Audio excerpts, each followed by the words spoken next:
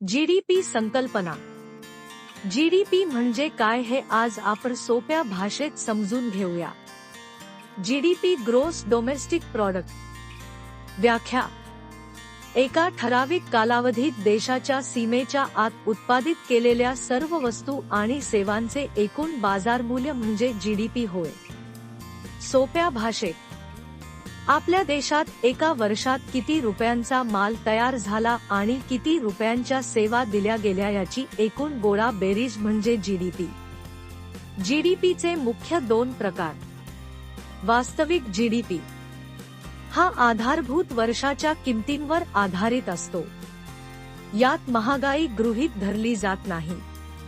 अर्थव्यवस्थेची खरी प्रगती मोजण्यासाठी याचा वापर होतो. नाममात्र जीडीपी हा सध्याच्या बाजारभावावर आधारित असतो. यात वस्तूंच्या वाढलेल्या किमती, महागाई समाविष्ट असतात. जीडीपीचे घटक. जीडीपी मोजताना प्रामुख्याने 4 गोष्टी विचारात घेतल्या जातात.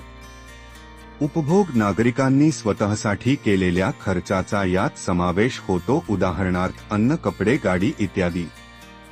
गुंतवणूक, व्यवसायांनी यंत्रसामग्री, नवीन इमारती किंवा व्यवसायासाठी केलेल्या गुंतवणुकीचा समावेश. सरकारी खर्च, सरकारी रस्ते, शिक्षण, आरोग्य आणि संरक्षण यावर जो खर्च करते. निव्वळ निर्यात, एकूण निर्यात वजा एकूण आयात. अर्थव्यवस्थेत जीडीपीचे महत्त्व. जीडीपी वाढला तर अर्थव्यवस्था सुधारत आहे आणि रोजगार वाढत आहेत असे मानले जाते. जीडीपीमुळे 2 देशांच्या अर्थव्यवस्थेची तुलना करणे सोपे जाते. सरकार आपला अर्थसंकल्प आणि कर धोरणे ठरवताना जीडीपीचा विचार करते.